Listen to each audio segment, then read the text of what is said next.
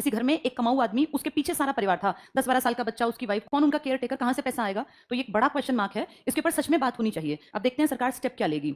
बस ये ध्यान रखना होता है कि ऐसा ना हो कि गुस्सा गलत डायरेक्शन में निकले। अगर हम ये सोचें कि मुसलमानों ने ऐसा किया है तो ये गलत है बेटा, क्योंकि सारे मुसलमान तो एक जैसे नहीं है। और अगर हम इंडिया में हिंदू मुसलमान लड़ेंगे तो यही तो उनका टारगेट था कि हिंदुओं को चुन चुन के मार दो, उनका गुस्सा मुसलमानों पे निकलेगा, दोनों का कम्युनल राइट्स होंगे और इस बात के सारे मजे फिर पड़ोसी लेगा। वो तो यही चाहता है, लड़ो मरो। तो इसका मतलब ये उपाय नहीं है कि हम इससे मुस्लिम से लड़ रहे हैं, मुस्लिम हिंदुओं को मार रहे हैं, क्योंकि हम तो बेटा एक ही देश के हैं। नुकसान तो वो कर गए ना जो बाहर से आए। तो इसका मतलब हमें उनकी पहचान करनी है जो इतने नीच हैं कि रोटी यहाँ की खाते हैं, पानी जमीन का पीते हैं और गद्दारी भी इसी जमीन से करते हैं। उनको अपने घर में रखते हैं, उनको सारे पॉइंट्स बताते हैं, उनको यहाँ रहना खाना पीना सब सुविधाएं मुहैया कराते हैं। तो इसका मतलब ये गद्दार अपने बीच में से हैं, ढूंढने यही लोग हैं। यही सेम प्रेजेंट नहीं था।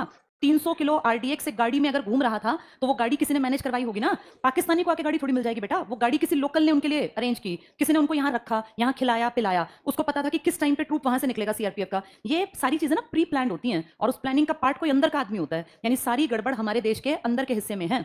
तो किसी कम्युनिटी पे गुस्सा नहीं निकालना, ये उन गद्दारों को खोजना चाहिए जिन्होंने अपने लोकल एरिया के लोगों के पेट पे लात मार दी। अब पहलगांव में कौन जाएगा टूरिस्ट जिसको आज जाना था, जिनकी फ्लाइट पहले से निर्धारित थी, जिनकी होटल्स की बुकिंग थी? अब उनमें से कोई जाएगा वहां? सोचो उन होटल वालों का आज खाली बैठेंगे। वो खाली अकेले नहीं बैठेंगे, उनका परिवार भी खाली बैठेगा। ये जो लोकल बिजनेस था ना, इस पे एक तरह से खत्म कर दिया इन कुछ लोगों ने। लोकल बिजनेस करने वाला हिंदू कोई नहीं मिलेगा वहां। 100% बिजनेस करने वाले मुसलमान हैं, मारने वाले भी मुसलमान हैं। यानी अगर ध्यान से देखें तो मुसलमानों के दुश्मन ही मुसलमान बन गए हैं। ये बात समझने की है। और जब ये मुस्लिम कम्युनिटी की समझ में आएगा ना कि हम अगर इनकी मदद करेंगे तो ये हमारे बच्चों का रोजगार खा जाएंगे, तब जाके इस देश में अकल आएगी। तो सबसे पहली प्रायोरिटी हमारी नेशनैलिटी है। और हम एकल नागरिकता का पाठ पढ़ते हैं कि हम सबसे पहले क्या हैं, इंडियंस हैं। लेकिन कुछ जाहिलों के दिमाग में ये बात नहीं आती और फिर वो कम्युनिटी बेस्ड अपने मन को बांट के और उन नीच लोगों की मदद करते हैं, जिसके चलते ऐसी घटनाएं होती हैं। ये बहुत ज्यादा शर्मनाक है, क्योंकि आर्मी पे हमला हम देखते आए हैं, वो एक भड़ास है, गुस्सा है। लेकिन अपनी खुद की कम्युनिटी को पेट पे लात मारना, इससे ज्यादा नीच काम कोई कर नहीं सकता।